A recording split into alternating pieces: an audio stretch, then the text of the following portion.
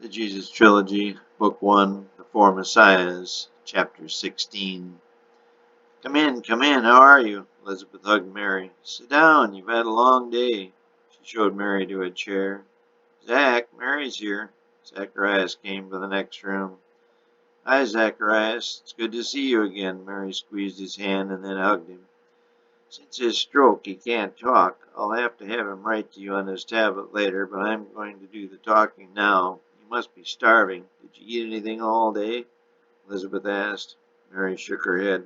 I'm feeling a little sick. I did too, up until Elizabeth stopped, realizing Mary did not know about her problem. Tired as she was, Mary noticed that Elizabeth appeared heavier than she remembered. Women always notice those things. I have a little soup left. I'll just heat it up. Will you have some juice or would you prefer tea? Juice will be fine, Mary said. She took a sip. She was nauseous, but also very dry. I'm just going to lie over on the couch.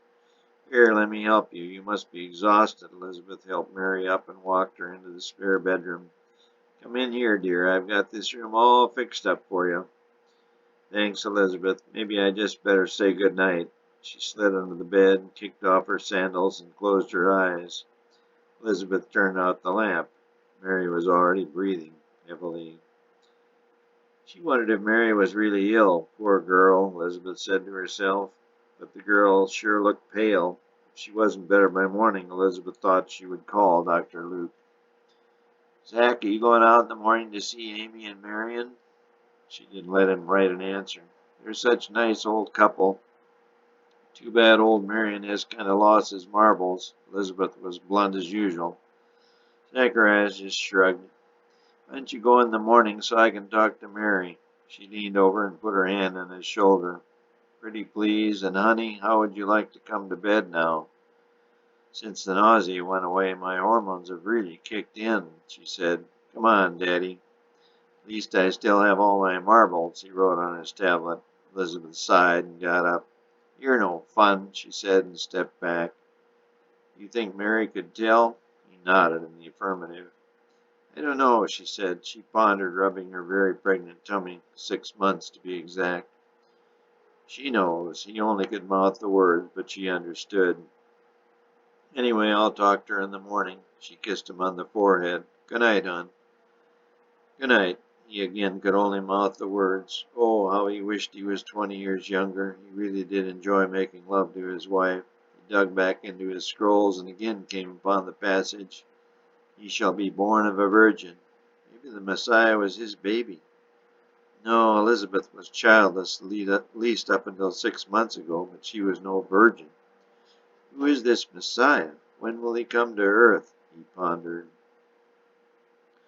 Out of Nazareth, the scroll read. Strange, he thought. Mary is from Nazareth. So is Joseph. But so are 5,000 other people. He sighed. 2 plus 2 still didn't add up this night. But it wouldn't be very long until 2 plus 2 added up exactly to 4. Jed got home, and soon after Josh arrived. It was about 4. Their dad was still at work and wasn't expected for another hour. Joseph did not like the situation, but could do little about it. He and Mary had decided at the last minute that Rachel should stay in Nazareth. He took all the children to school each day and dropped Rachel off at daycare where she was having a ball. He would pick her up each night at 6 and then cook. Joseph got his first paycheck from Barnabas at week's end and immediately called on the old tax collector. Paid off his tax and still had enough money left over to buy food for the week. Mary had given him a shopping list to go by. He was no great cook, but he made do. Working with Barn was great, and now that he was married, things were even better. Well, sort of. They were legal, and they were in love, and the rest would come. And then there was the baby. Some days Joseph's head would just swim. He still couldn't believe it all, but he never had been happier, except possibly the day he and Rachel were married. What a honeymoon they'd had. They rented a room in Jerusalem and spent 3 days of wedded bliss. He wondered what Mary would be like in bed. Her kiss, well, 2 kisses were the warmest and sweetest he'd ever known, even better than Rebecca's. Rebecca had been voted the best kisser in the senior class, and one night she convinced Joseph was on a date to a play in Nazareth. They sat in the back row and never even saw the play. He shook his head. He must quit this mind-wandering business. He was married now, at least in name, but he was a man and he had needs. Funny, his mind never wandered much after Rachel died. He guessed it was a combination of depression and grief. Marrying one short 30-second kiss had changed all that. She had reawakened his maleness, but then a terrible thought hit him. He began to tense up. Sweat came to his forehead. What if Mary was to be a virgin forever? Fear gripped him. No, God wouldn't do that to him. He wouldn't. He couldn't. Tears came to Joseph's huge dark eyes, and he began to recite to himself. The Lord is my shepherd, I shall not want. My cup runneth over. His tensions eased, the lines on his forehead relaxed. He had always admired his ancestor David. David, a man who so trusted God that he had no fear. David slew lions with his bare hands, and then there was the legend of Goliath.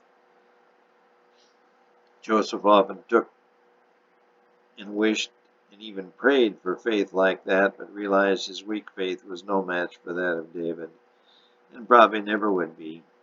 His mind wouldn't stop. This Messiah, his son and God's son, was going to be a king. And what was he going to be a king of? Jerusalem, Judea, Rome, maybe the whole world. He wondered if his son would remember his father, Joseph, in his kingdom. How would he overthrow the Romans? Was he going to be a great soldier and lead a ragtag army of Hebrews to victory after victory? Or was God going to strike all the Romans dead in order to have the Messiah, Jesus, sit on the throne?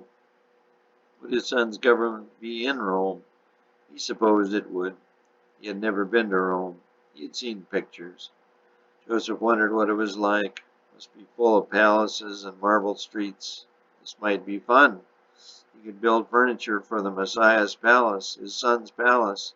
He thought of all the beautiful wood he would have to work with, all the gold and silver he could use for inlays, handles. This would be great. He would have to get out the family scroll and read about the Messiah, his son. He certainly couldn't ask anyone about it. No one would believe it anyway. They would never believe me. Joseph could be the father of the Messiah. Besides, once the word was out that Mary was carrying his child, they would both be social outcasts.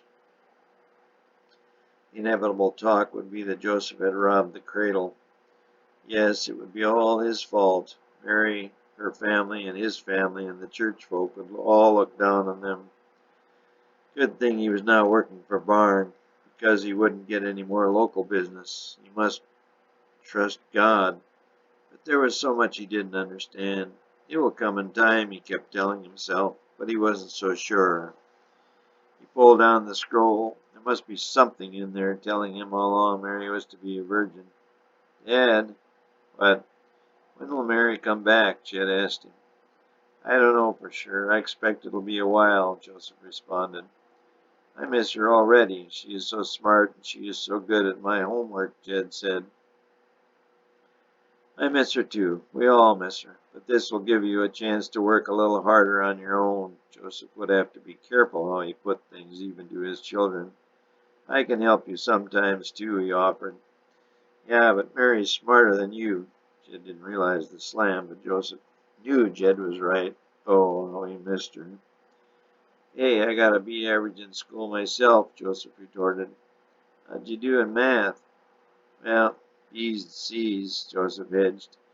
He had done okay on some quizzes, but generally ended up with C's in math.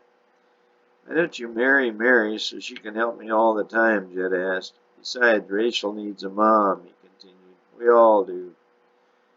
We'll see. Another hedge. Daddy, Rachel wants Mary to be your mommy. Rachel had overheard the conversation from the other room. We'll see. Joseph was sensing that the kid saw more in him and Mary's relationship than father and babysitter. It's time for you to go off to dreamland, Joseph said, whisking his pride and joy up in his arms as he took her off to bed. In her prayer, she asked God to please make Mary your mommy. Tears of joy and lonesomeness came to her father's eyes. Joseph sat down at the table and began to write. "Who's that too, Dad?" Rarely had Josh seen his father write anything except in his business. Josh came over the table. Joseph covered the Dear Mary he had just written and said in a playful tone, "Get out of here. This is private business." Okay, Dad, but seriously, think about it. Mary would be perfect, don't you think?" Joseph had no answer. Enough. Get back to your homework." "But, Dad," Jed pressed. "Enough, I said." Joseph needed to end this discussion. "She's perfect," he muttered under his breath. Jed then returned across the room to his homework. "What'd you say?" Joseph asked, his voice now stern. "Nothing."